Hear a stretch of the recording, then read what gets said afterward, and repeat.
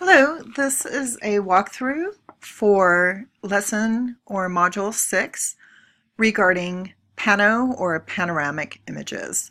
You'll have your choice this week whether to shoot for HDR or pano.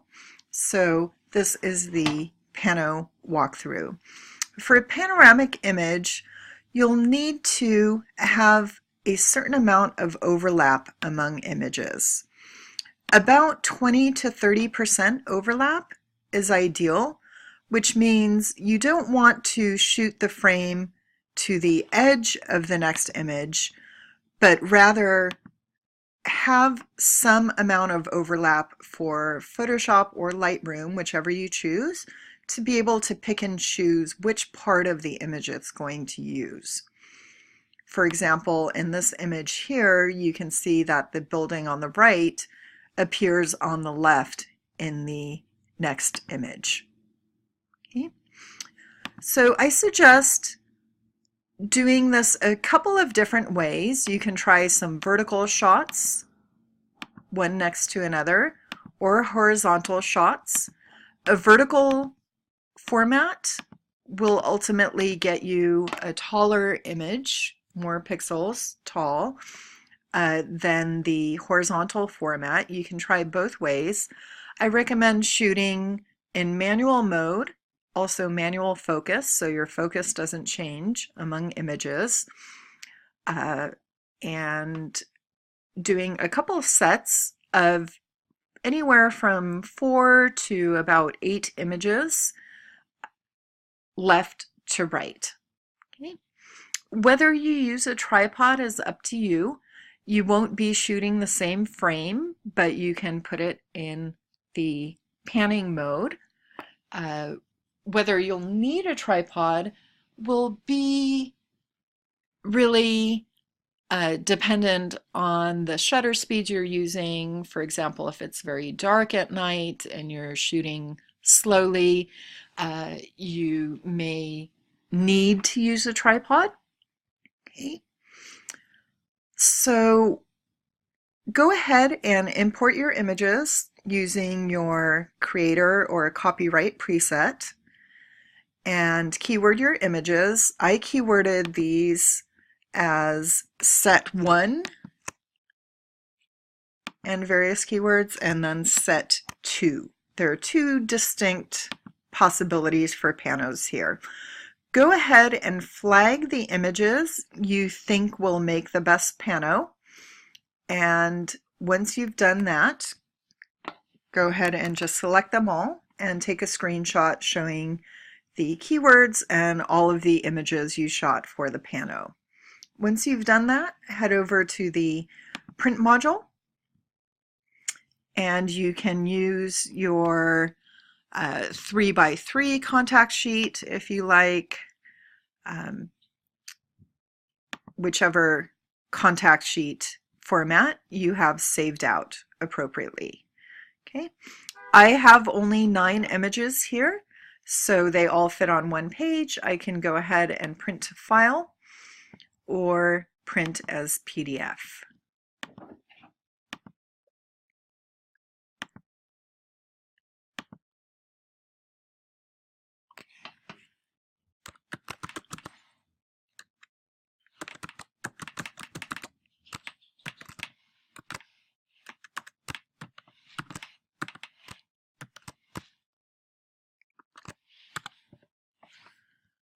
And go ahead and save.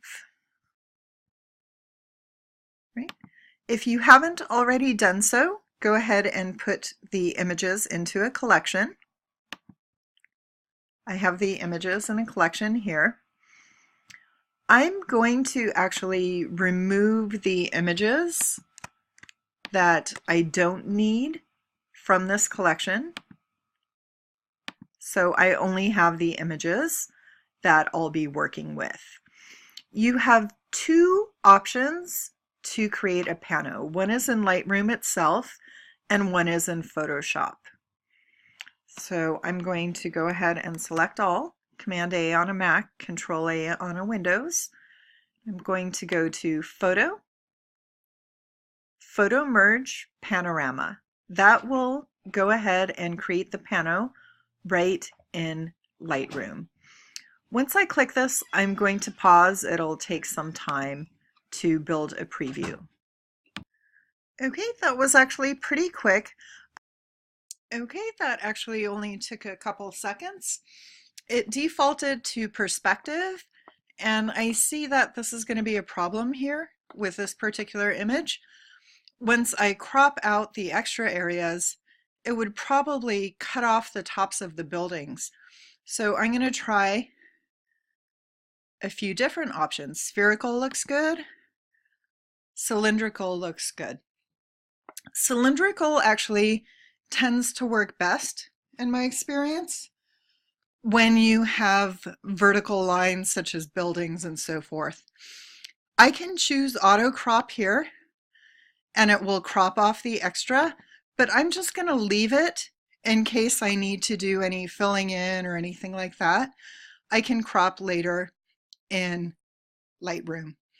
I'm going to go ahead and pause while I merge the image. This will probably take some time. Okay, that took quite some time, but you can see here the panoramic has been formed in Lightroom. At this point, you could go to the Develop module, do any necessary cropping, perhaps a little bit of rotation is needed.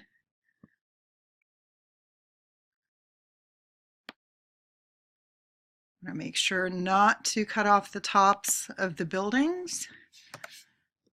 All right. And any exposure or other adjustments you might need. Okay. And when you're ready to submit the image, I'm going to show you how large this image is. It is 20,000 pixels wide, which is absolutely enormous. If I show the size of this file, 266 megabytes, very, very, very, very, very large file. So you would not want to submit this file to the classroom. Definitely you would want to keep all of the pixels if you planned on a very large scale print, for example. But for the purposes of this course, you'll go ahead and just export the image into whichever location you guide it to, JPEG, 100 quality, sRGB, and then go ahead and check resize to fit long edge and type in 2000 pixels. Include all of the metadata and export. And that will give you a nice manageable file for the classroom purpose. Okay. So your other option for Pano images is to process it in Photoshop. And I've gone ahead and selected the images. For Photoshop, I'll choose Photo, Edit in, Merge to Panorama in Photoshop. Should go ahead and launch Photoshop. Here's the Photo Merge interface.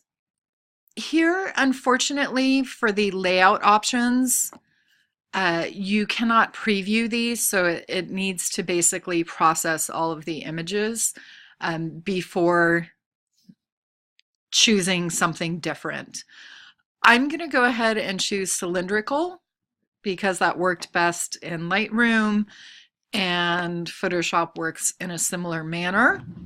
And just from experience, cylindrical tends to work well for this. I'm going to make sure blend images together is chosen. It has the files listed right here. All I have to do is click OK. It's going to bring the images in to Photoshop and then create layer masks and combine them and align them. So you can see the images coming into Photoshop.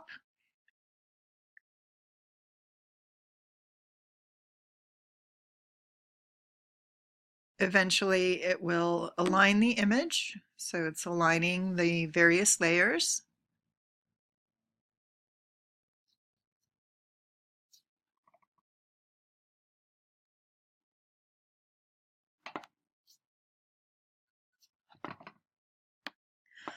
I went ahead and paused. It took about a minute or two to align the layers.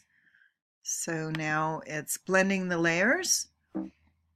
And you'll notice now here there are layer masks.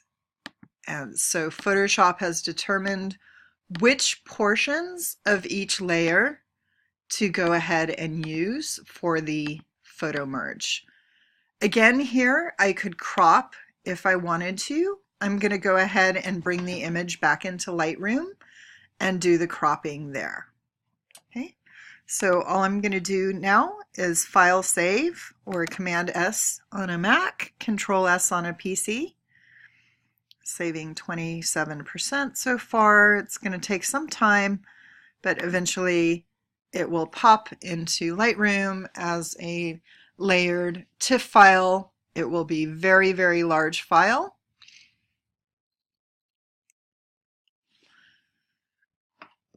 Okay, while it's creating, I'm going to just hop back over to Photoshop for a moment.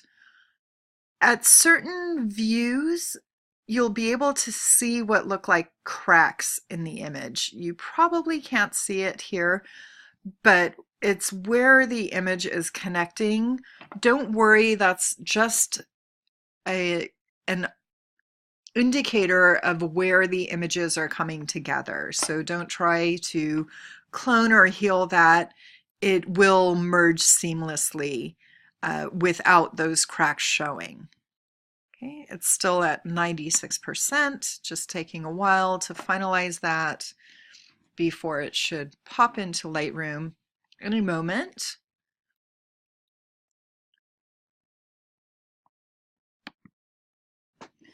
Okay, here is the image appeared in Lightroom. It looks very similar to the one that was created in Lightroom. And now I can again go ahead and crop and rotate a bit.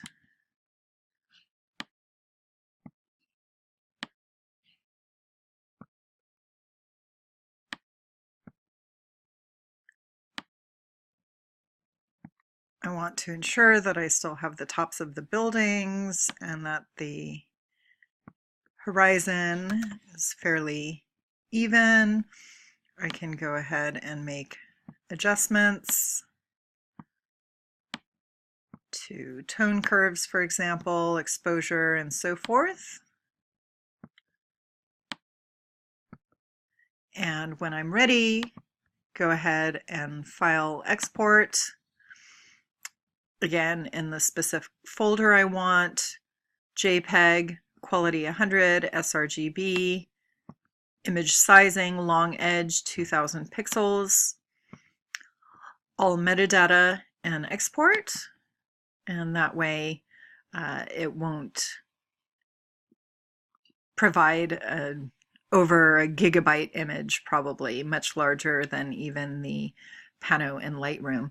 Now that I'm looking at this, however, I see that this top corner has a bit of the white area there, so I'm just going to crop a little more and I can export again if I choose. Okay, and there you go. Please remember to take a screenshot in progress in Photoshop or Lightroom interface showing the settings you chose, for example, cylindrical, spherical, perspective, etc.